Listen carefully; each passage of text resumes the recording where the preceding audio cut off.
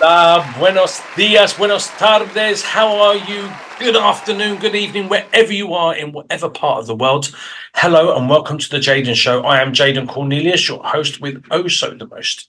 And I am going to be introducing you to an influencer, to I don't know what else you would call her, an advisor, a public speaker, an all-round wonderful young lady. Her name is Trish, better known as my Trish advisor.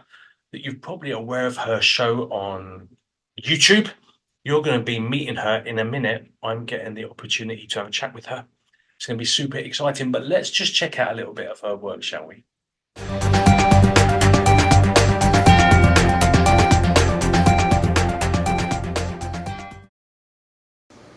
Hey guys.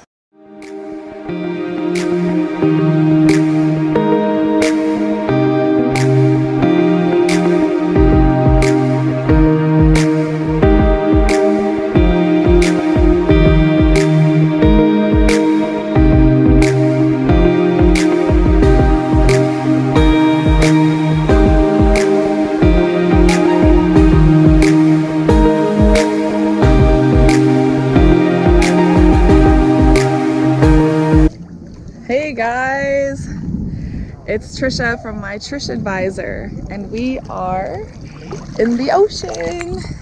So today I'm doing a wait a minute. Wait a minute is something that we talk about, something about Mexico, whether it's the culture or different things about Mexico.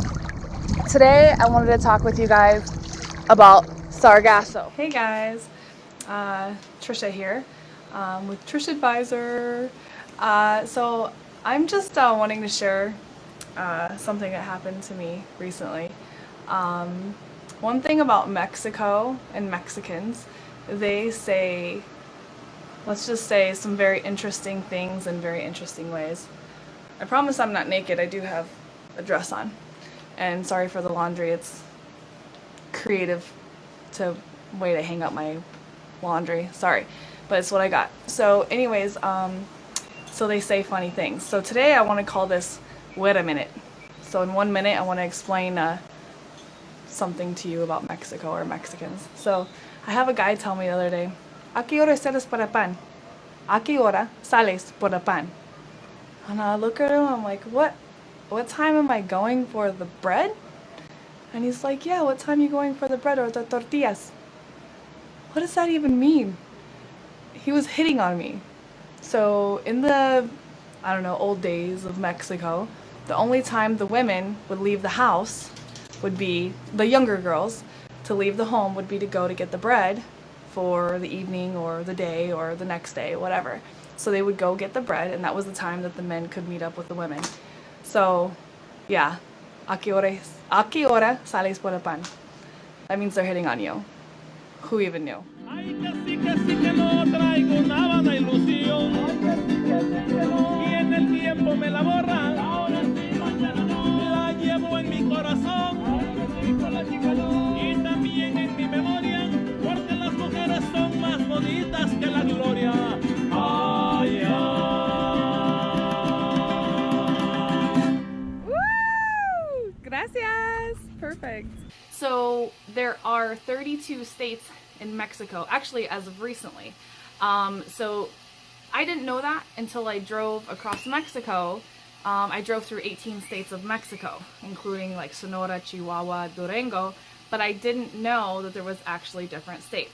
Allá por la madrugada, siento que corre veloz, soy una letra balas inspiradas con amor, y yo le canto con amor, a mi tierra yo mi sol, qué bonita eres tú, nunca lo voy a olvidar.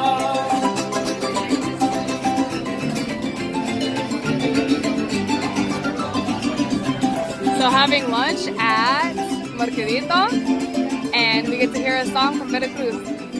So amazing. My goodness, I bet you are already super excited to be going to meet her. And you will Patience is a virtue, I always say. Now, before we get into the full throes of the conversation with this wonderful guest of the week, I think we should take a little commercial break.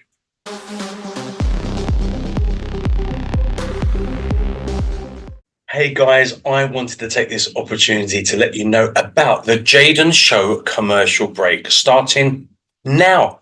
This is amazing news because now every single week you have a couple of minutes to be able to advertise something you want to advertise. So if you have a business, if you have an event coming up, if you have a new album, art gallery, or anything you want to particularly advertise on a show, this is your chance to do it. March and April 2024, the advertisements are free, so please let me know. Get in touch to me on Jaden Cornelious at AOL.com. It will be wonderful to hear from you. If you are a charity or a charitable organization or a non-profit and you are advertising something with regards to that, then always your advertising is free. So let me know. You will need to send me between a 1 and 2 minute video around that time, if possible, something that you want to advertise, and I will fit it into this spot. Get on. I'll see you soon. Take care. Bye-bye. Are you ready? Oh, we've been teasing you. We've been teasing you here at the Jaden Show. Let's finally go and meet this week's super spectacular guest, the wonderful, the glamorous, the beautiful, my Trish advisor.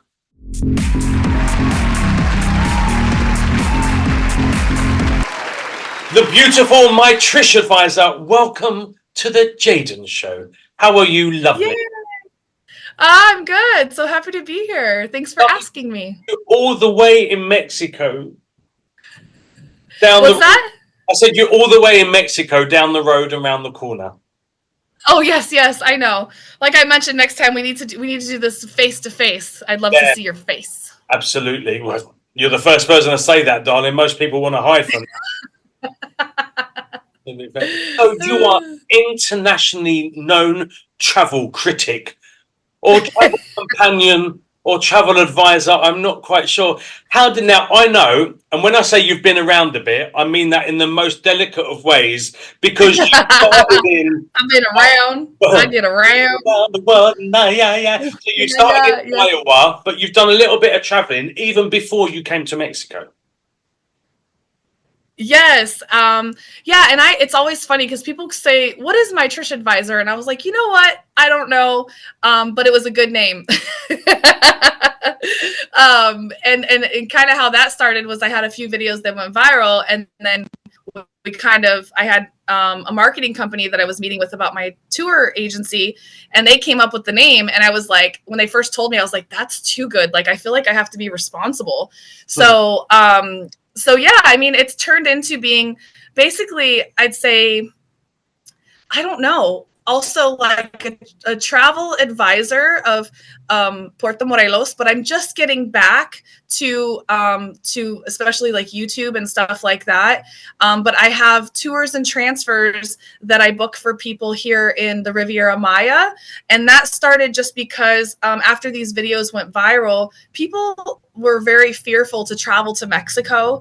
And I had these videos that I was just challenging the news and what they would say about Mexico. And my most viral video was me saying that Mexico's dangerous. You're right.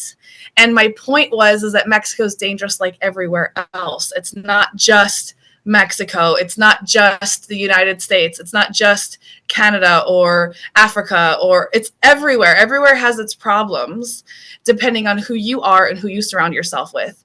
And so that's kind of how this all took off. And now I have a full time, I do tours and transfers. And I started with social media. And, I should say I started selling art at a resort, and that's where I first started selling my tours and transfers. And then these videos took off, and I was like, what do I do with this? And it was all kind of overwhelming because, social media is such a weird animal. You just, it happens, and then you got to kind of figure it out. and I had never made a video before of me talking to the camera. And I remember, like, after I woke up and my friend was like, your video went viral. And your videos used to have like 100 views or 80 views, right? And this one had 16,000, the first one, and the next one had 35,000, which was like a scam. And I was embarrassed that one went viral because I was like, I don't want to do negative stuff, but this stuff can happen anywhere. And then the big one was yes, Mexico's dangerous. And that was because people didn't watch the video. They just read, and then they attacked me. And then I almost wanted to delete it. And the people that were helping me first start my old company, which was the tours and transfers, were like, wait, you got to do something with this. And I was like, I'm ready to cry. I want to delete the video. They're like, no, it has like 800,000 views. Don't delete it. And I was like, but people are so mean. So that's kind of how it all started. And I still struggle with that because people are mean. A lot more than it seems ever before.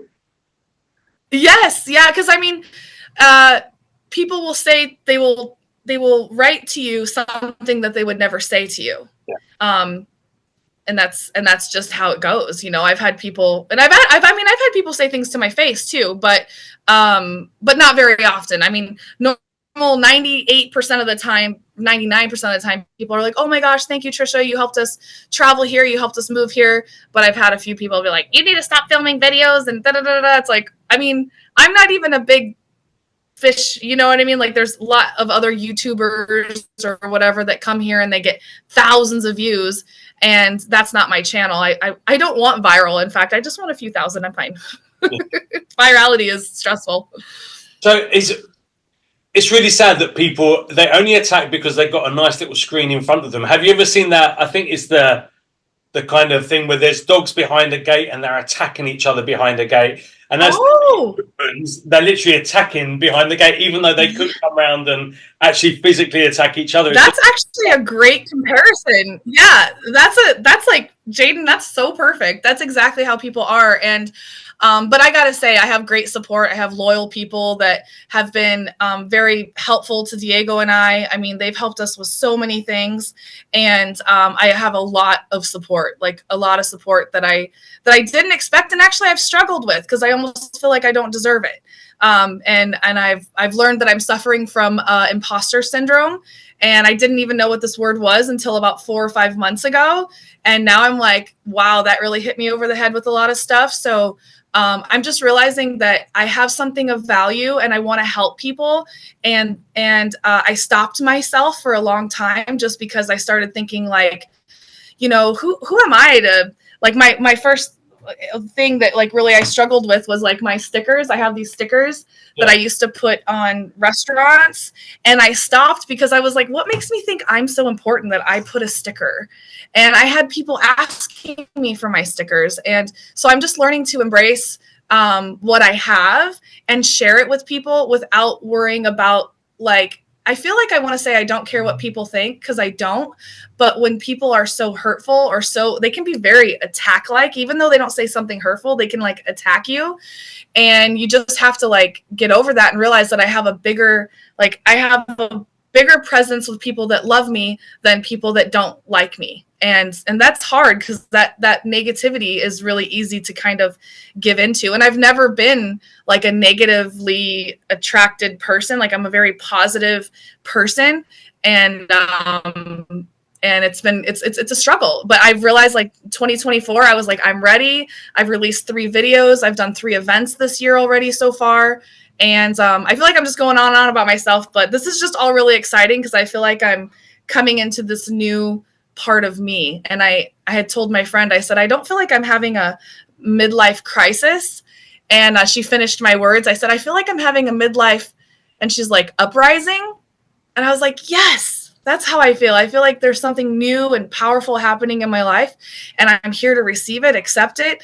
And Jaden, that's why I'm even on your show. You asked me like 3 years ago, and I was too nervous and I didn't want the attention. And I was like, oh no, I'm nobody. And I need to realize that I have something good to offer people, and you do too. And so I'm ready to receive it and give back. Yeah, it's easier said than done because negative sticks a lot, because of our own self-worth issues and stuff like that. Someone say, oh my God, you look amazing. You're like, oh yeah, no, I don't. You're a piece of shit. Oh my God, I knew it. I am, absolutely, I am. What the fuck's that about?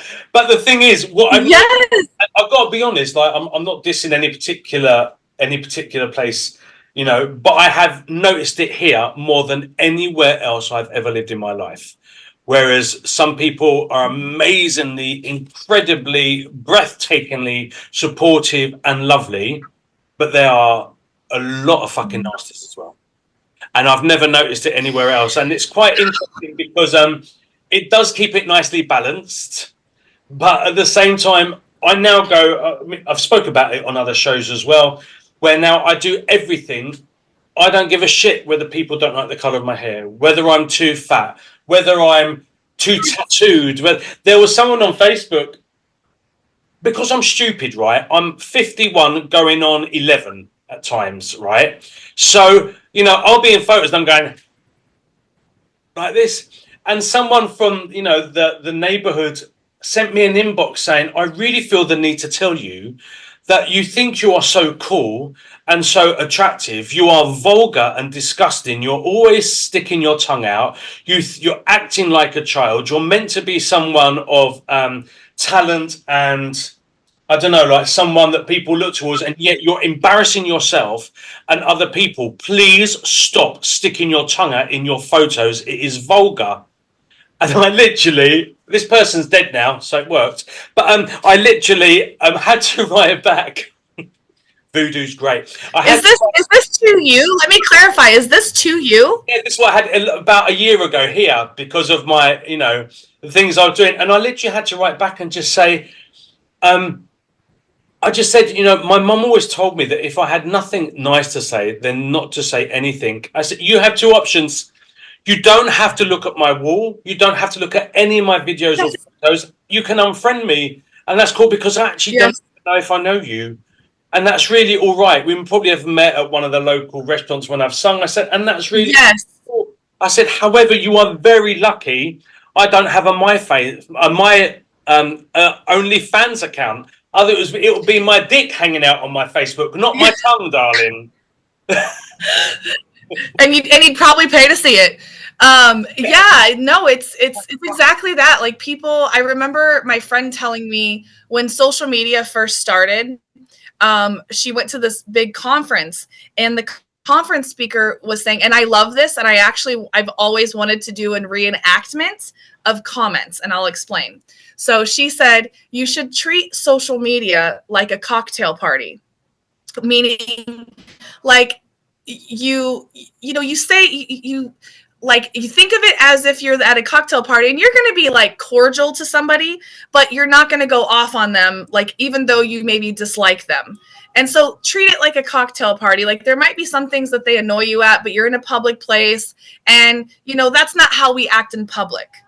And so that stuck with me. And when she told me that, I said, I want to take from one of the groups we know here in town, or actually there's an older one too.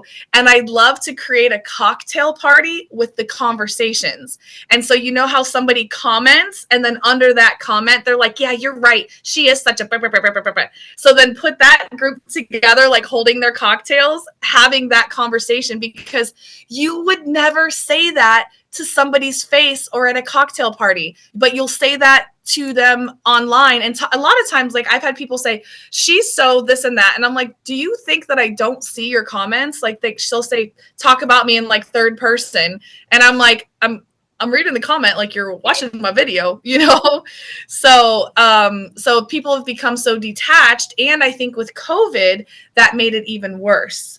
So now people comment without any and I'm guilty too. Like I feel like 6-8 years ago I used to be more free in my comments, and then I started realizing, like, especially the people that ask the same questions about Mexico, I do have sometimes an annoyance because I moved here without Facebook groups, without YouTube, without anything. And I'm just figuring it out. And so many people ask so many questions, and I want to like shake them and be like, you know what? Just get here and figure it out. Because if you really want it, you'll make it happen. Stop asking so many questions, because you don't know what it's like to live in another country until you're there. You can plan all you want.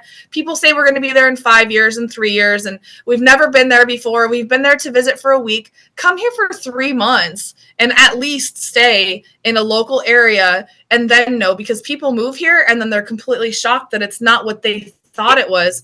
And I can go with the flow really well, but I realize a lot of the people that I feel like are moving here don't know how to go with the flow. They don't know the culture of Puerto Morelos, and that culture within itself is actually changing because of that, because we have this huge influx. So it's a part of that is it does get annoying to hear the same questions, because a lot of us got here by just figuring it out. And people want so much information now. That's why YouTube and groups and all that, because now it's so focused. Yeah. And if you've ever realized, Puerto Morelos at least has 100 groups, at least. And that's just our little town. That's just our little town. So I did want to bring up about what you had just said about the negativity. And you kind of really got me thinking. Have you ever lived in a small town before? Yeah. You have? I don't know what it is about this place then, because you're right. I mean, a lot of people that have been here, I think after 6 or 7 years, they get really isolated, and then they like hate everybody. I mean, I know a lot of people that have been here 10, 12 years, and they don't hang out. Like, they don't even come out. Yeah. You know, they've completely isolated themselves. But you'll see them comment on social media, and a lot of times they are mean or rude or negative. So it's quite interesting. So I don't know. Some of the rudest comments I've seen, where, you know, I wouldn't put up with that shit, even if it was from my mother, let alone someone I don't know. But some of the rudest comments I've seen have come from people that are really lovely, and that blows me. Yes. And I think it's kind of the biggest arsehole. But I know you're really lovely, so why do you?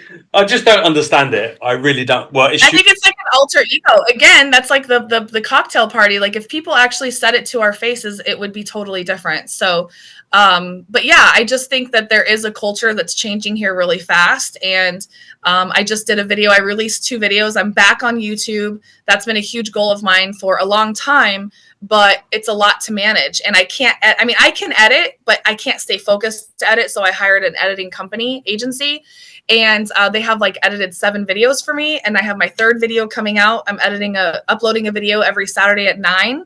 Wow. Even though last week's video was supposed to be Saturday at 9, but then the last 30 or 45 seconds was missing. And this lady was like, I reposted it, and I said, hey, be sure to let me know your thoughts. And she goes, why would I let you know my thoughts? You deleted my comment. And I go, I didn't delete your comment. I had to delete my video. And she's like, well, obviously you don't want to know our thoughts if you delete our comments. And I go, I didn't delete your comment. I had to delete my video. And so I re-explained it. And I don't think English is her first language. I think she might not even Mexican, Spanish, but I don't think she's Mexican. And I was just like, oh, like, people will also get a snapshot and keep that snapshot and think that way of you. And then I had another lady that was mad at me that I said that it was a drinking village with a fishing problem. And I'm like, that's literally how it was introduced to Puerto Morelos. Somebody said, oh, it's a drinking village with a fishing problem. I'm like, oh, that's hilarious. And she's so mad at me. I'm like, I can't. Yes. So we won't get into prescription drugs and stuff like that then, no?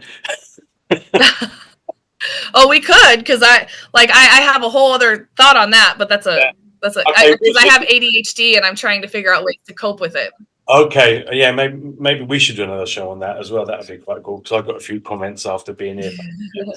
But that's amazing. So, why Puerto Morelos? I mean, because you've been around the States, you've been to some of the Caribbean islands. What was it? And you've been to loads of other parts of Mexico. What was it about Puerto Morelos, past tense, that made you want to make this your home? Well, I didn't, oh my gosh, where do I start? So I was living in San Diego. I didn't know Puerto Morelos. I didn't know Cancun was in Mexico. I didn't know where this place was. I didn't know anything about it. I was just going to the weekends to Mexico, and my friends were all mad at me because I went by myself. And they thought, when I asked 5 of my girlfriends, because I was living in San Diego and I was going to Tijuana, Rosarito, and they were all upset with me. And I said, listen, just because you guys said no doesn't mean I'm not going to go. So I went by myself, and after about 3 weeks, the first time I went for the jetpack. You know, the jetpack that flies you around? Oh, yeah, wow. Yes. So it was like $250 in La Jolla, California. It was $100 in Mexico. I was like, $250, I could have a whole weekend and have the best time. Yeah. So all my friends said no, and I woke up from a Saturday afternoon, and I was like, you know what? I'm going to go by myself. I left my dogs with my neighbors. The best mom and dad, they were a gay couple, and I always called them mom and dad. They were like the best mom and dad I ever had. They were so cute. He'd wake me up in the morning and make me cookies and like bring me tea, and we'd have tea and cookies together in the morning before I'd go to work. Like, it was seriously the cutest thing. Address, I'm going. What's that? Give me that address, I'm going. Yes. And they moved, though. They sold their house for like $1 million, and it was a tiny house in California.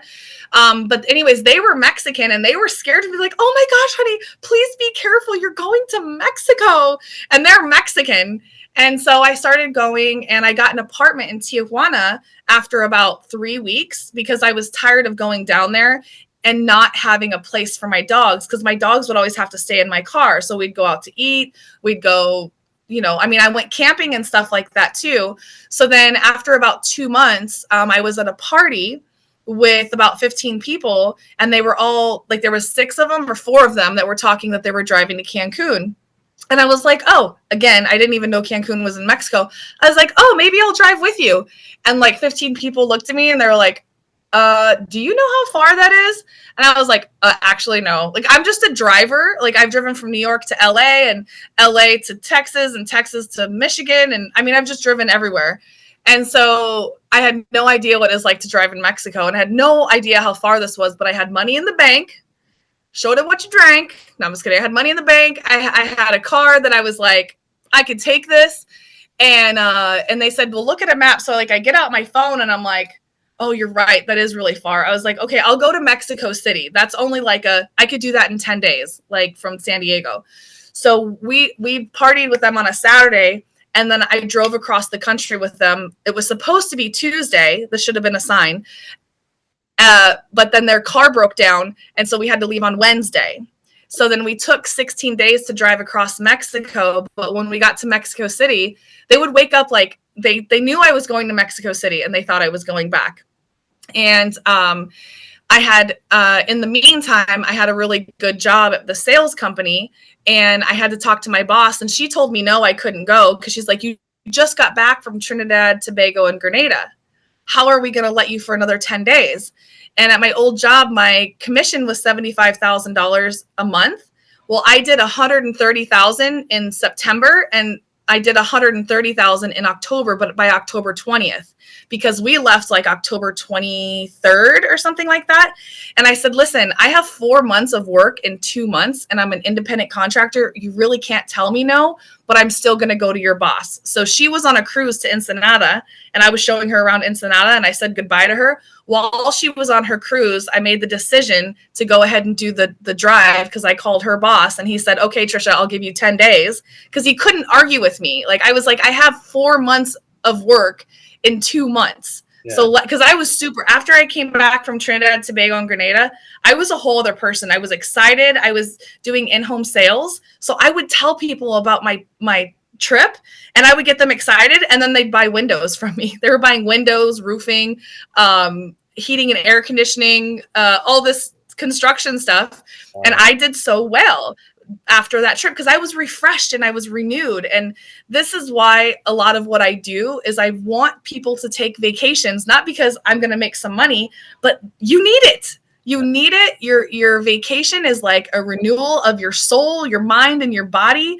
And it's so good for your family and your money, because I made more money in 2 months than I did I did make pretty good money in general, but I made like something like $29,000 in 2 months, because I did so well that month. And then I had all this cash and I was like, well, let's drive to Mexico. Why not? Or let's drive to Cancun.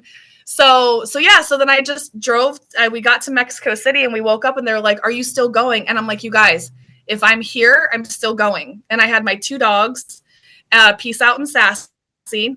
And then we had another couple that would kind of go back and forth between the vehicles, and they had 2 dogs in the other vehicle. So we drove down here and we got here and I was sleeping on a floor and a couch for 4 days.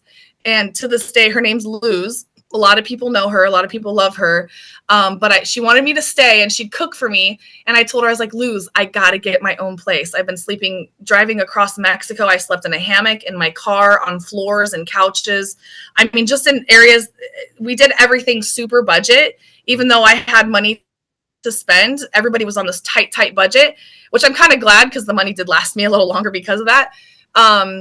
So then I got here and I just stayed, but it was a complete accident. This was not any place I knew of. And in fact, I was mad because I found out in Tabasco, which we drove like 14 days. And he goes, oh, by the way, we're not going to Cancun. And I'm a city girl. He's like, he says, we're going to a small fishing village called Puerto Morelos. And I was like, small fishing village? What do you mean small fishing village? And I remember instantly like my heart sinking. And I was like, I've already driven 14 days across this country with these guys. What am I going to do? Turn back? So 2 more days I got here. And then after 4 days, I literally got an apartment on the beach. I lived between Dreams and Excellence Resorts. And I got a job about a month later, which I didn't realize how hard it is to get work here until I had it. And I found out later how hard it was for foreigners to get work here.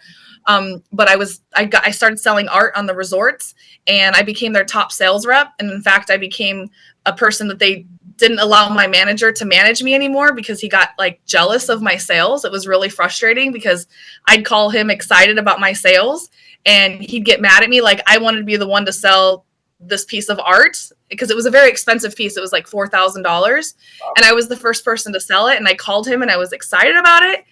And he was mad at me. And so I ended up working at Now Jade. That was my main resort, but I started in Cozumel and then they moved me over here because I had an apartment here already. And that's where I started just like making my way here. Wow. And did you go back to the States in that time or did you just, once you got here, that was it? I mean, did you go back to live permanently or did you think, right, I'm staying? So yeah, no, I was here. I got here November 12th, 2015, and I stayed till December. I think it was December 12th or 13th, and I was like, wow, this is a small town. It's beautiful. I had my apartment. My dog stayed at my apartment. I'm going back to San Diego, and I'm going to sell everything. So I sold everything in San Diego, and then I flew back to Iowa, and I said goodbye to family. I mean, which I go back every year anyway. So to go around Christmas was my normal time. So I said goodbye to family and then flew to Mexico instead of going back to California. And after I got back, I was thinking, I was just like living like I was on vacation and I started running out of money. I had that $29,000 or $26,000 I came down here with. And I was like, I better get a job. So I started selling the art, but that's kind of just where it all started. And that's where I met, like, those are from Now Jade are like kind of my core friends of who I met here, and they taught me so much. Like one of my first friends, her name's Faride, and she came up to me. She's like, hi, are you here alone? Are you okay? And like, how's it like living here as a foreigner? And do you feel adapted? And like, she had these really cute questions. And I was like, I don't know if I live here. Like, I couldn't figure out if I lived here or not. Like, I just got here, but I was like, do I live here? I guess I do live here. And so, yeah, I mean, it's all like, it's weird because it was 8 years ago, but it doesn't seem like it. Well, yeah, I've been here just about 8 years as well. So it must have come about the same. That's crazy. When did you get here? I was married, so I didn't do much because No, but I mean, when were you here? I just had my 8th year anniversary. But when was that? February the 8th. Oh, okay. So I got here November 12th. That's crazy. 2015. So you got here February 2016? Yeah. That's so wild. And I feel like I didn't know you for like, yeah, at least maybe like 3 years later. Like I knew of you, you know, like of you. A gobby British boy singing around town. Yeah, of course. Yeah, yeah. Yeah. So I mean that's kind of I know I'm a rambler, so sorry to your viewers. No, it's a chat show, so chatting is good. When did it? I'm a rambling Rolling Stone. Rambling Rose. That's what you are. Yeah, yeah, yeah. So That's so how funny. did it go from like, okay, I've done this little bit of traveling. I've kind of had this as a base as far as you're aware for now. What was the thing that kind of made you think I want to kind of impart some of my experience and some of my knowledge? And how long from settling did it take you to become my Trish advisor? Oh, that's such a good question. I think about 3 years. So I had been here 3 years, and I had March 2017 or 18. I can't remember. No, it must have been March. Yes, because this is. So I'm hoping to celebrate 6 years of my Trish advisor end of March or beginning of April, because it'll be 6 years. So I'd been here 2 years. So I'd been here 2 years. But my Trish advisor, I mean, I still tell everybody, I'm like, I don't know what I'm doing, but I'm doing it, because I still feel like even 6 years in, I'm still figuring it out.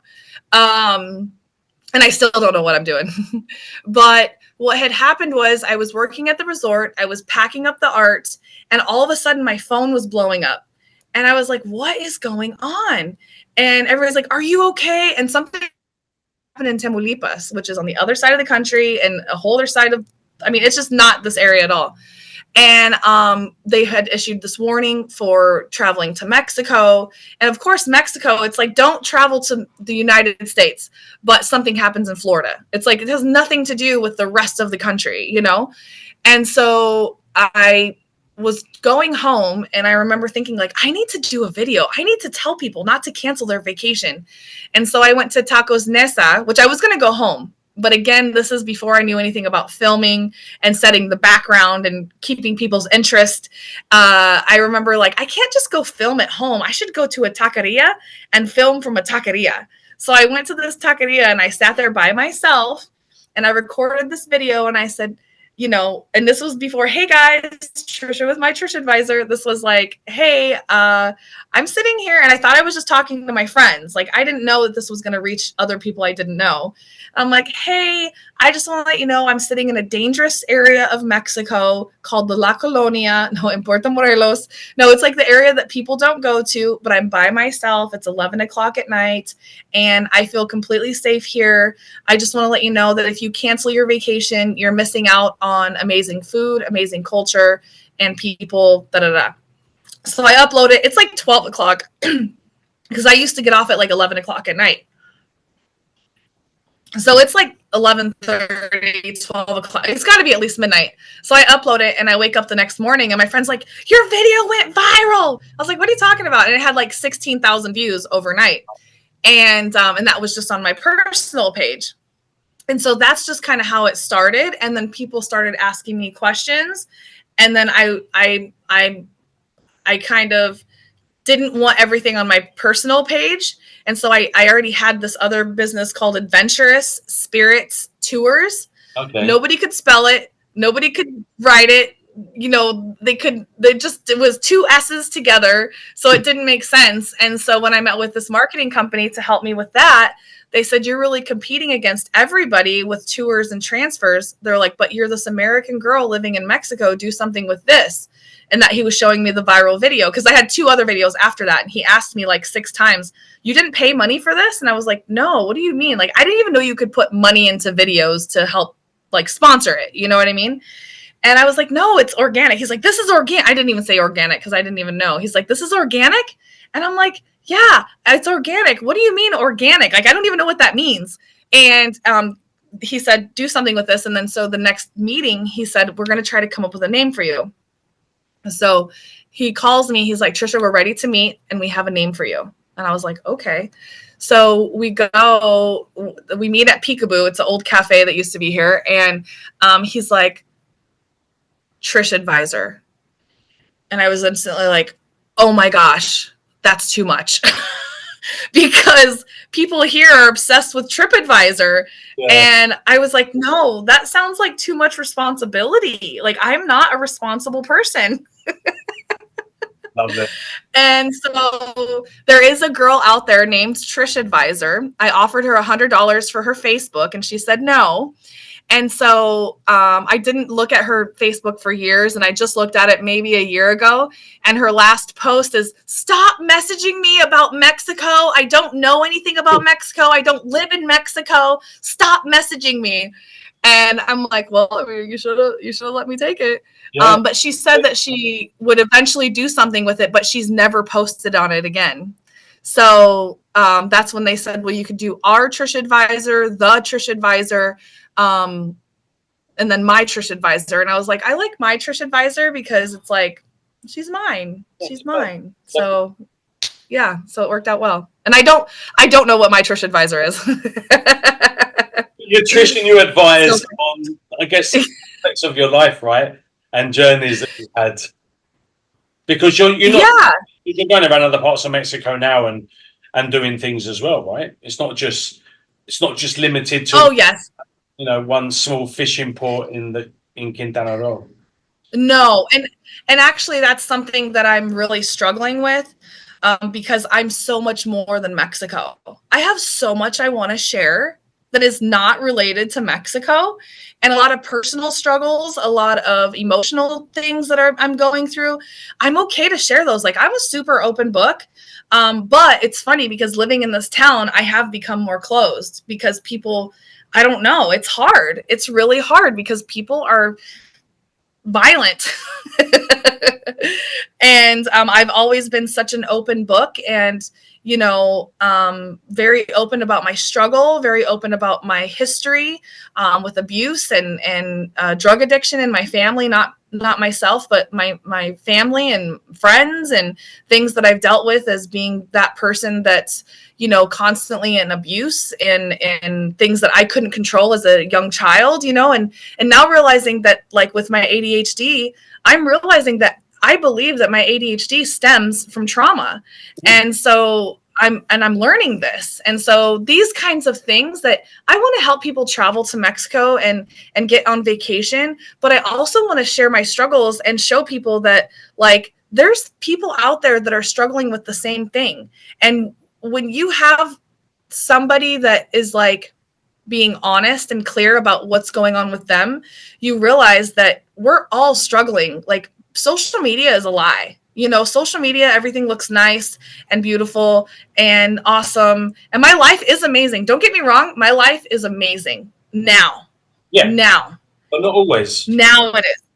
Yeah. But not always, number one. But number one, I mean, I shouldn't say number one. With that, like, my ex-husband was very abusive, and you would have never known that.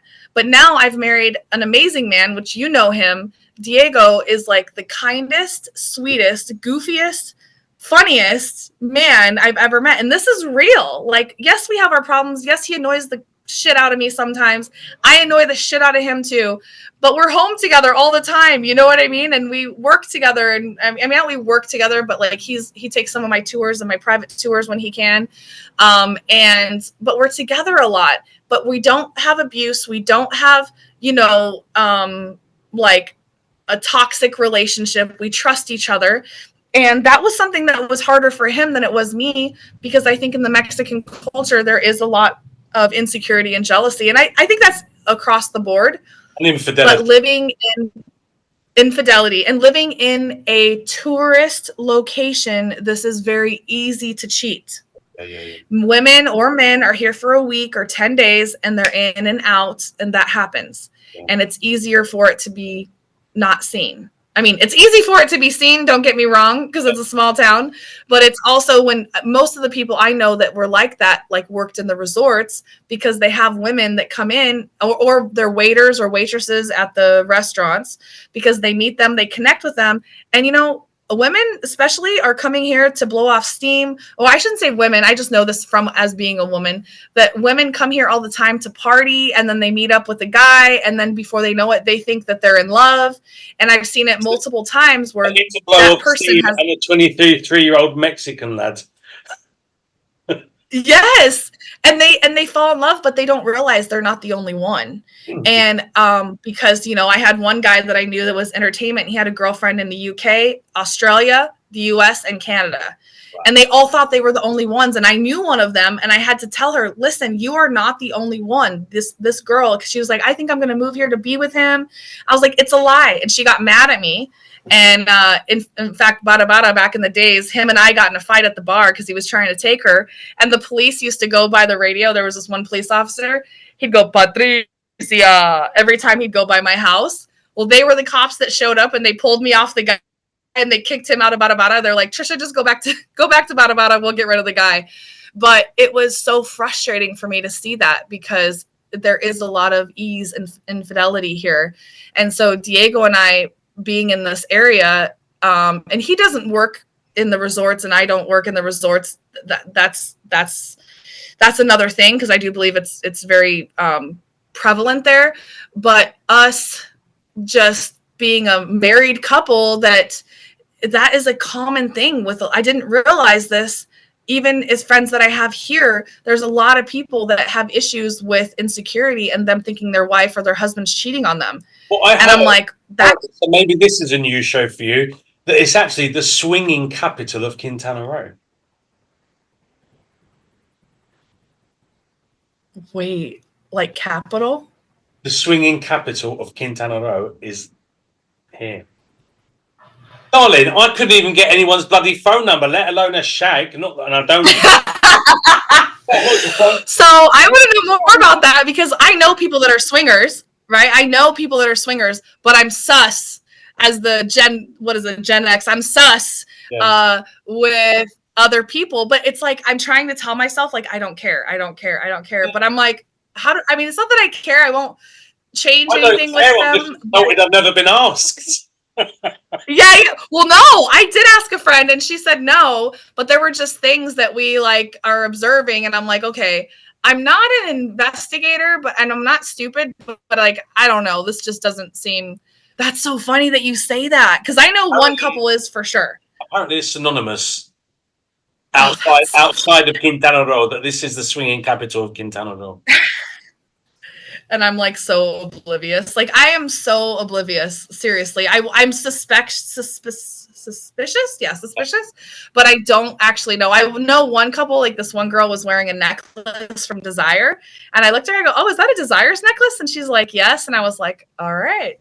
Okay. And I know that that's not 100% swingers, but a lot of times it is. And that's obviously a resort that's right here in town. And I had no... The first time I saw it, I was on a stand-up paddleboard, and I was like, is that guy naked? I always live in the jungle. The only people I get to chat to are the random iguanas and chachalakas, mate. So I'm way out of the loop. Oh, the chachalakas talk to you, man. They don't talk. They scream. They're crazy. Wow. But that's funny. I didn't know that. But I suspected that, but I didn't know it was considered the capital. That's so funny. Yeah. But funny. So what does the future hold for my Trish advisor? Where do you plan, or do you even have plans? I know you said that you still don't know what it is, but do you have kind of any kind of hopes? What I'd like. So it started with just showing people. We're getting a bit of a lag now. I can see it. Yes. No, can you hear me now? Okay, because I got your question now. So, this started off as just trying to encourage people through video and showing people through videos and photos. And then last year I launched my Trish Advisor group Trips, and it's where I'm telling people, I'm pulling you off your couch, and you're going to go with me, and we're going to go experience Mexico together. Yes, I send you on tours and, snorkeling and catamaran and cenotes, and that's amazing. But now it's I'm calling these the local all-inclusive. So you pay one price, and it includes your stay, at least about half of your meals, and at least I'd say half of your experiences, and it depends on what you want. So, for example, my first 3 trips last year was here in Puerto Morelos, and it included your hotel, airport transportation, sailing to Isla Mujeres, and snorkeling. And then it included 2 breakfasts, 2 lunches, and 2 dinners. And then the next one I did was Girls Gone Glamping, and we went glamping in the jungle just for a weekend. And then my last one, which was my big one, it was 5 days, 4 nights in Merida. And we got to experience, not just see Day of the Dead, but experience Day of the Dead. And that's what I want people to know, is that I want them to experience Mexico, not just look at it like a spectator sport, like experience it. And so one of the things I had them do was send me pictures of loved ones that had passed, and we built an altar together. Wow. Yes. And it was really, I almost want to cry just talking about it, but it was really healing, and it opened a lot of wounds, but it also was really healing for a lot of people. And one lady wasn't even expecting to travel alone on this trip. Her husband passed before the trip, and I printed out the picture and we put it on the this beautiful, we stayed in a very luxurious boutique hotel. It was amazing. And we put it on this beautiful ofrenda that we made. I made part of it, and then they helped me decorate the rest. And she told me at the end, she's like, oh yeah, I think everybody's going to want you to throw away their pictures. And I said, well, I'm going to leave the pictures out and those that want to take it. And so everybody took their photos, actually. And she stayed in Merida for a few more days after the trip was done. And she told me, Trisha, I'm so glad you printed this photo out of my husband, because he's traveled with me and I've had him by my bedside every night. And it's been so nice to like have him with me. And I was just like, it was so beautiful. But one of the things that I want people to do is experience it. And so we got to see like how cochinita pibil is made, and then they got to taste it. They got to go to the parades and like just feel guided and feel safe and have like a streamlined experience, because you can go to Merida, but you won't experience it like you would with me. Because I've been there, I know what to go, and people do all this research, and you're going to spend $1,500, $2,000 on your trip. Why not do it in the best, memorable, safest experience that you can? So that's been what I've launched in 2023. And so then in 2024, I'm doing Merida again because it was amazing. We had 17 people go. And then we've also launched Chiapas. And Chiapas, I call it the Costa Rica of Mexico, because we went to Costa Rica in 2021 or 2022, and it was mind-blowing. But then when I went to Costa Rica, or when I went to Chiapas, I realized, wow, this is just like Costa Rica. So that's where I'm going to only do a couple of those a year, because that's a lot of work. Imagine.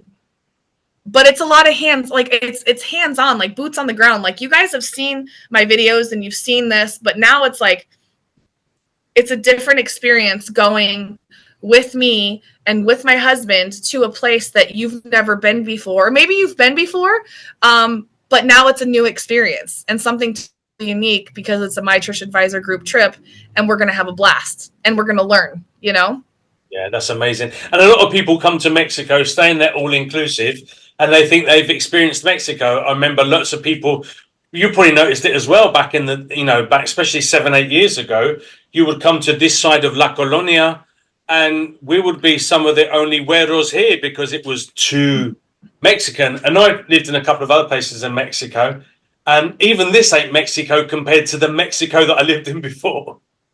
So no, exactly. And that's my point, is that like the people, I actually love the all-inclusive experience. I love it. I think it's a great experience, but it shouldn't be your only experience. Don't make all-inclusives your only experience, because you know what? You're going to another country that's a compound of America or Canada. It's very similar. They even like make the food differently. I do think though, they have started bringing the culture more in, because when I first lived there, they didn't do anything Mexican in the resorts. Like they didn't have Day of the Dead. They didn't have the Independence Day. They had the Independence Day like my 3rd year there. And then they started bringing that stuff in because a lot of people didn't even know it was happening. They would do like the Super Bowl or 4th of July or Independence Day, or as I said, Independence Day, 4th of July, Christmas, but they didn't do Day of the Dead or Independence Day. And then they even did like the Rosca de Reyes at a resort. That was never a thing. Okay. But that's a thing in Mexico. But they're now just bringing more of the culture into the resorts, which I'm super happy with. But you're not experiencing Mexico when you're on a resort. You're just and probably less. You are in baby steps. In this, probably less in this state anyway. I remember even before I lived here, people would say the only difference between Miami and Cancun is that they speak English in Cancun. I mean, right? I mean, and we do have pretty good tacos, but that's what's funny is that even if you go on the beach side, there's not really a proper taqueria. No. And that's people ask me like, Trisha, where can we get tacos? We're gonna stay in Puerto. We're on the beach side, and I'm like, I don't know. Like I have a taco tour, and every taco tour, we don't even go to the same places almost every time because we have so many places to choose from and so many great places that are kind of, to me, underrated. Yeah. And people don't know about them, but I'm also like, I don't want to share it. Yeah. Oh, this is my place. So as far as the future of Trisha, like of my Trish advisor, is that like, I do think that I'm going to roll in some of those, keep a couple of trips like that, but I'm really pushing out YouTube because I realize that YouTube is a great place to reach people, and I can have a different type of reach there that can help others, but also help myself, help my business. Because when you have that kind of reach, you reach people in a way that you would have never. Google is the number one search engine. Number two is YouTube. So with a proper title and thumbnail, you can reach a lot of people. And my first video uploaded after really kind of being gone for a year has over 6,000 views, and it's a 40-minute video. But I knew it would be very interesting to people because it's the shocking growth of Puerto Morelos, and it truly is the shocking growth of Puerto Morelos. It's not a clickbait or anything. Like, this is really happening, and it's happening right now. So that's going to be more of my focus, and it'll bring me business, but I want it to bring business to people that I support and that I love and that I believe in. Yeah. It's not like I'm just going to do paid things because somebody's paying me. And I think that's why it's important to stick by what I believe in and what I support, because people that follow me do trust me, and I'm going to make sure that I give them. I mean, I can't guarantee everything. Like, even most recently, I've had somebody put a down payment, or I should say a deposit on a building that I showed in one of my videos, because I met with the builder, and I was so shocked because I've been kind of nagged out by the buildings going up in Puerto Morelos. And she totally changed my mind, because yes, the building's happening, but at least if the building's happening, it'd be nice if people had some accountability. Absolutely. And did things in a sustainable and quality way. And I truly believe that, and I can't guarantee this, but from the vibe I got from her and the information she told me, do you know how when you feel that it's right, you just know it's right? Oh, yeah. It felt so right. And I've had, yes, and you can't deny that feeling. Like, they always say, listen to your gut. And my gut was, I was like, and at the end of my video, I said, I've never wanted to promote or support any builder, but if I'm going to support a builder, she's a local builder that lives here. And she's like, we're going to take pride in our work about making quality. And 3, we're looking at good sustainability products. And I was like, well, shoot, all these other builders are building 400 or 500 rooms or units. They're building 11. And I'm like, if I'm going to get behind anybody, I would support her and encourage her in her business. And so she's already got one person that put a deposit in, and she told me, Trisha, this was the easiest client. Like, they literally just sent me the money. And they said because they saw your video.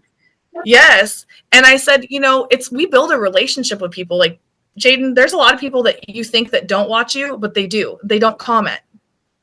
And if they don't comment, I tell people, if they don't comment, I don't know you're there. Yeah. But there's a lot of people watching.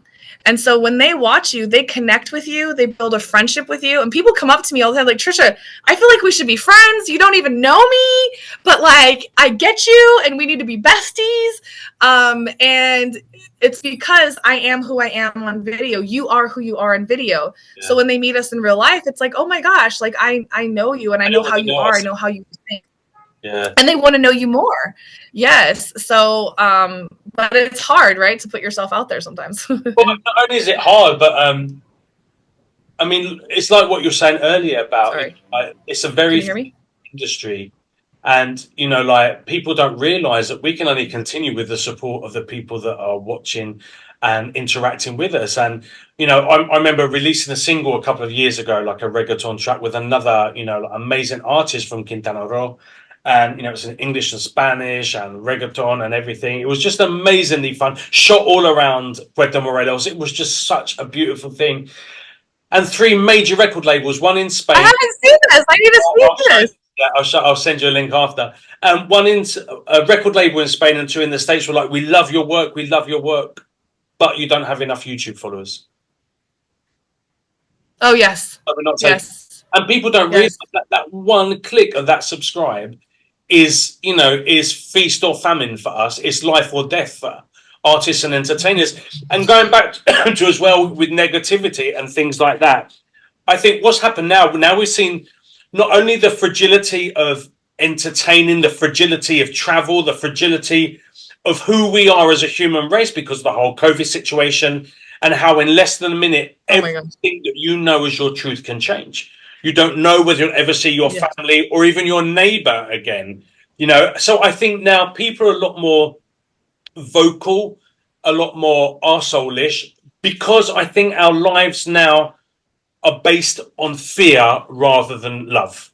So I think now we're all coming from a place of silent panic that it might happen again. So do you know what? I'm just going to react with this anger all the time. And I think that's what happens. So I think it's just a product of the life we're living that none of us had ever lived through before. But, you know, we all realize that our jobs can finish tomorrow, our health can finish, our families can be gone. So I think we're just a different... Well, I do think... now. Yes, I think... Especially since COVID, I think, I mean, there's a lot to unpack with what you just said, but I think a part of it is that social media has created I really struggle with because I'm on social media. That's what I do, right? And a lot of people call me an influencer, and I hate that word because I would rather be called an inspirer. Influencer just sounds, I don't know, it just sounds so negative. Now they call people content creators, which I would rather be a content creator than an influencer, right? But what's happened is people are essentially influenced. And when they're influenced, that means, and you know, you heard the term under the influence, which usually means drinking, but they are under the influence of other people. And the influence is very highly negative. So the type of news that you see, like when I lived in Iowa, I remember like our news was like weather and like a hometown heroes, we called it. And then I moved to California and my friend left me in front of the TV and I was holding a pillow and I was like, what kind of news do you have? And she's like, are you crying? And I was like, I've never seen so many sad things in one show. Wow. And that's what I realized that social media is turning into, is that's what gets the attention. And my videos are very focused on the positive. Even though the shocking growth of Puerto Morelos is, when I presented it in a very diplomatic way. You could tell I wasn't exactly excited about it, but you could also tell that I was curious, you know, and, but I could have gone a very negative way about it, and that would have gotten a lot more views. And that's not what I want. I don't want to attract negativity, but guess what? I know exactly what I need to do on social media to go viral. I don't want to do it. I don't want virality. I just want the people that know me, love me, and trust me to be there and change their lives, whether it's traveling here or now even buying a property. That's something that now I'm considering doing more videos on, about maybe information about what it's like to buy a house in Mexico, what it's like to, or showing different, like I was thinking, I could show an apartment, a house, and, you know, whatever, like for a comparison, you know what I mean? Like, okay, this is what $400,000 can get you in Puerto Morelos. Well, this is what $400,000 could get you in Toluca, you know, whatever, just to show those compare and contrast, because that is something that a lot of people are moving from the United States, Canada, and the UK. I think probably UK is, I wouldn't be surprised if that's like number 3 on the list, outside of maybe South American countries. But I think that is very, I don't know, interesting, because when people are interested in a certain area, they'll search, and that's how you find people on YouTube. So that's why I don't want to focus on the negative, because that's what everybody's drawn to. And I just don't have a negative personality. I know what I could do on social media with that. But, you know, Facebook a few years got in trouble because they let comments go on very negative, and they got, I don't know, held accountable by some, I don't know how it breaks down, but they said, you got to stop letting people comment so negative, because virality is controversy. And the reason it's controversy is because people fight. So when people fight, that's when it goes viral, but they're fighting. And that's why there's a lot of stuff I have ideas about that I wouldn't mind doing viral content that's positive. Yeah. But we're just naturally attracted to this negative content, and it's easy. I'm guilty too. Yeah, so it is quite sad. It is, but it's human nature, and we've got to fight that every day, because just like what I'm dealing with my ADHD, I have like nature in me that's built in me because I was raised a certain way. And my quote that I'm living by right now is, just because I was raised that way doesn't mean I have to stay that way. And it's hard. I'm really fighting against a lot of lack of structure, because I had no structure growing up, and I'm fighting against the lack of accountability and organization. And 42 years old, and I'm realizing that I can actually change. And it's really hard when we're fighting against negativity constantly within our minds. On top of that, when we're scrolling, because we're scrolling a lot. So, but yeah. It makes you realize how precious sanity is sometimes. Yes. And that's why I'm clear with my boundaries. Yeah. Boundaries are really, a lot of people feel like they're going to offend somebody. And I am okay offending somebody. I'm okay. Because if that protects me, like I had people that were, because I used to have like 1,500 friends on Facebook, and then most of them were from the resorts, because I'd meet people, and I'm a fast friend. You meet me, you connect with me, you're like, oh my gosh, I want to spend time with you. You want to spend time with me. Like we're besties. And I met a lot of people through the resorts, and they wanted to keep tabs on my life in Mexico. Well, I deleted a bunch of them because my Trish advisor, I should say, was public. And I said, listen, if you want to follow me, go over here and see my life over here. Because I decided I don't want to see your grandkids. I don't want to see your food. I don't want to see your political beliefs. I want to see my family and my friends and what they're doing. So I've deleted a lot of people, and I had a lot of people very upset with me. And I wrote them, I'm like, sorry, if we don't talk, WhatsApp, meet up for drinks, meet up for lunch, you're not on my Facebook. Even though I know you, there's people here that I see all the time. Yeah. But I don't have them as a friend on Facebook. And especially being in a small town, that's really hard. People go, why aren't you friends with this person? Because I don't hang out with them. And so I'm okay. What I mean by that is I'm okay offending people to keep myself where I need it to be. Because I'm not a people pleaser. And that's hard for people, because a lot of people I'm realizing are people pleasers, and I'm not. And I'm okay with that, because I'm protecting myself. And a lot of people use the... No, say that again. One of my biggest lessons about here is that my people pleasing days are over. I'm now. Yes. I'll be loved. I think that comes with age too. Oh no, completely. Yeah, completely. I think that comes with, yeah. Yeah. I mean, it doesn't always come with age, because I know people that are older me that are very much people pleasers, and I'm like, hey, I think two things that happen. People put expectations on people that person can't meet.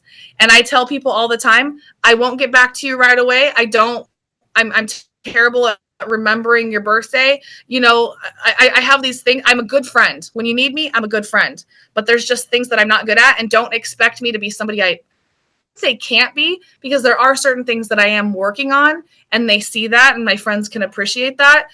So I think that's one. And then two, I think that people are so concerned about hurting other people's feelings that they hurt themselves more than hurting that person's feelings. Completely. So there's a word that a lot. So having a Trish advisor is really quite amazing, really, because you don't have to just give advice on tourism and travel. You can give advice on tolerance, on being a better person, on still being the best person you can be, but having standards and having limits as well. So the world is your oyster, sister. Yeah, exactly. Exactly. That's how I feel. Like, I feel like I'm so much more than Mexico. I have so much more I want to say. And I actually have a thyroid issue where my thyroid is actually it's inflamed. Like, I have nodules, and I had a biopsy, and it's not cancerous, but it's gotten bigger, and I'm getting energy treatment. And the girl that I said that to, that I'm not having a midlife crisis, I'm having a midlife uprising. She's the one that finished that sentence for me. And a part of that, and she said it, she goes, I feel like your thyroid is because you're not saying what you want to say. Okay. You're not allowing out what you want to say. And I looked at her and I was like, you are so right. Like, I have so many things I want to talk about that, like, Mexico is beautiful, but I feel like Mexico is like 1% of what I actually want to talk about. You know, I have so much more I want to say. And this you know, lump, goiter, nodules, whatever's going on here, I'm learning. I believe in God. I'm a Christian, and Jesus is my savior and all that stuff. But it's so funny that I never would have thought about taking energy treatments because I was too scared of like what God might think.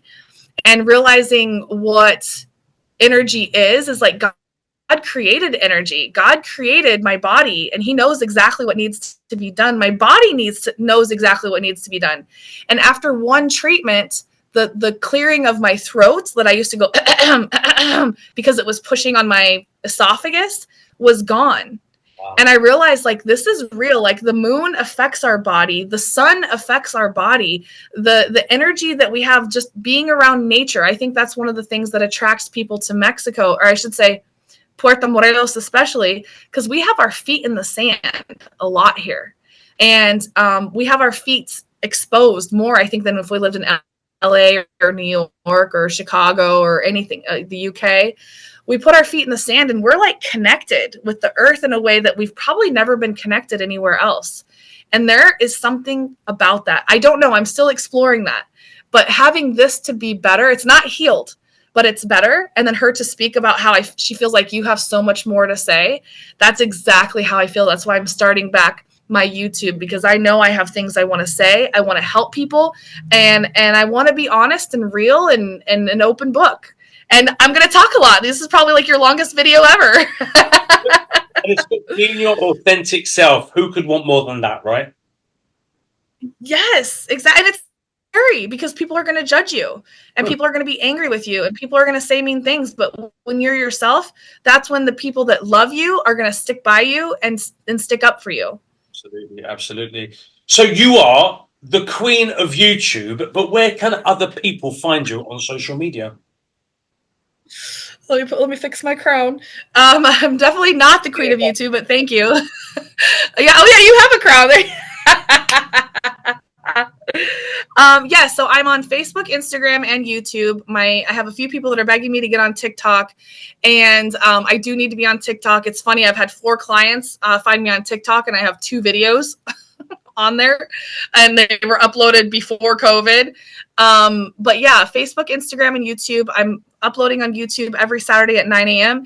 And Facebook is kind of whenever I want, which is terrible. I'm looking for somebody to help me manage social media, because social media, I have the content. I just need somebody to like get it out there for me, because just getting out and replying to comments, replying to emails, doing bookings, doing confirmations, and then I've done 6 tours this week, and I have not posted one photo of any of my tours, and 3 of them were private tours, and I haven't posted anything because I can't keep up with what's happening today, let alone with what happened yesterday. You know what I started doing after like my events, like my karaoke events and stuff like that?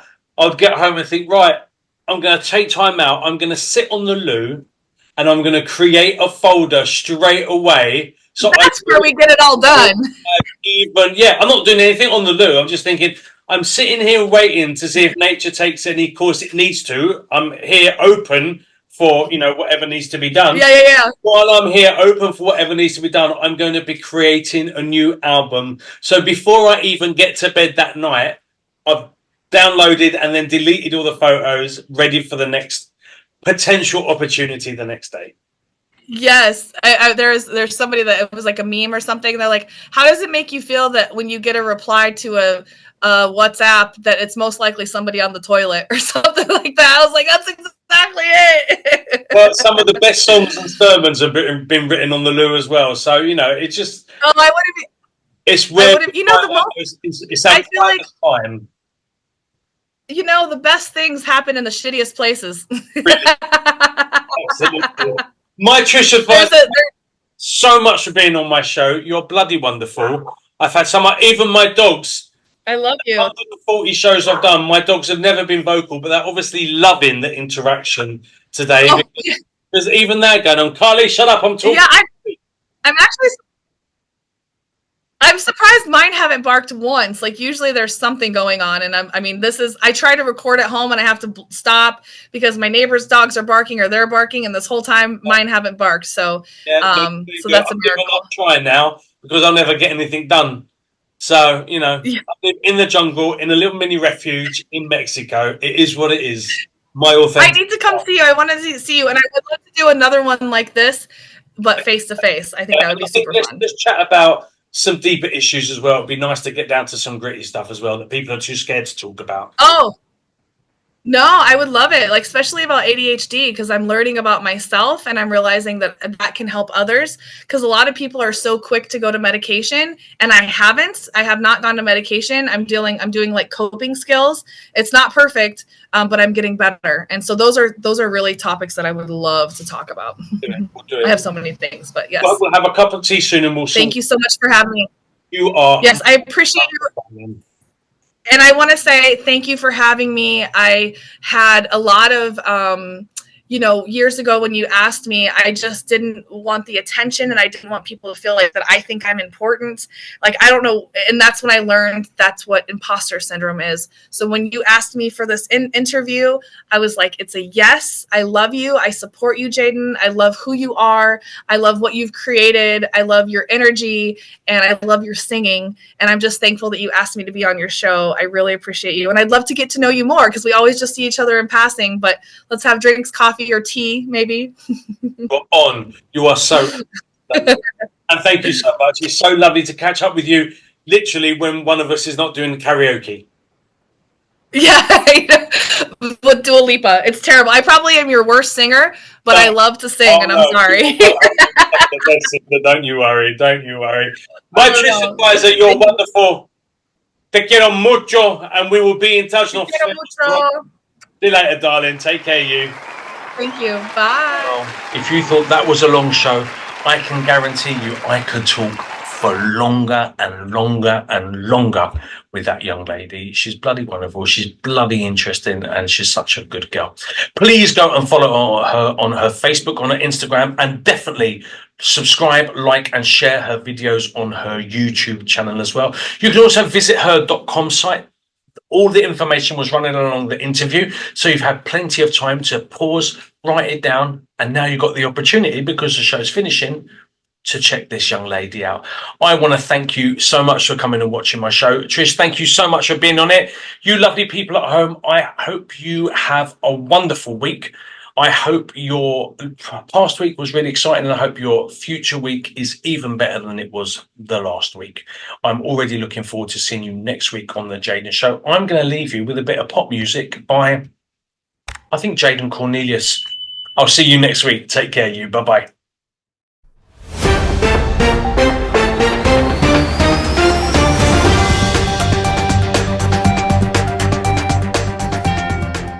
I don't see you in the morning when you're waking up right next to me. It's like a dream, we're together, then you slowly disappear. Yo, un featuring histórico. Ya llegó el negro Blackxicano. Jaden, sing it to him, bro. Te lo pido, don't go. Cause I know. Baby, I know you cannot breathe without me. Trust me, I know, porque yo soy tu papi.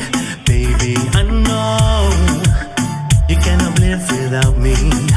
Trust me, mi amor, porque yo soy tu daddy. Oh mami don't go, pero mami don't go. No te vayas por favor, porque si te vas me muero solo. Pero baby take it easy, you know you gotta be taking it slow. Para que te vas y me dejas solo, muriéndome solo de amor. Juro que te haré feliz, pero regrésate a mí. Te vas con estrella, te subo la luna, pero quieres solo a mí. Yo te llevaré a bailar, yo te quiero y tú a mí. Bailaremos despacito, aunque no me llame Daddy Yankee. Cause I don't see you in the morning when you're waking up right next to me. It's like a dream, we're together, then you slowly disappear. Te lo pido, don't go. Jaden, sing it to him, bro. If you remember, you were the one that kissed me first that night. So I can't imagine how I let you disappear from sight. Si mis amigos dicen, was that beauty by your side? I know you're taking it slow. Baby, I know you cannot breathe without me. Trust me, I know, porque yo soy tu papi. Baby, I know you cannot live without me. Trust me, mi amor, porque yo soy tu daddy. Blackxicano. Yo, Te desapareces en la sombra de mis sueños, ma. Ahora solo tengo pesadillas y no paro de pensar. Porque tú no estás aquí, porque yo ya no puedo vivir. Me hace recordarlo todo, ya Jaden lo haces decir. Come back to me, baby, listen to my melody. Regresa a mí, mami, con todo el amor que yo te di. Ya no te veo en las mañanas, siempre junto a mí. Por eso no quiero despertar, solo quiero dormir. Will always remember how I let you kiss me first that night. Now I'll never let you ever disappear from sight. Jaden Cornelious, con el negro más who is guapo. that beauty by Vaya your tu disco side? up in the There's laundry no room, one baby, ya tú taking sabes. it slow. Maxi, the producer.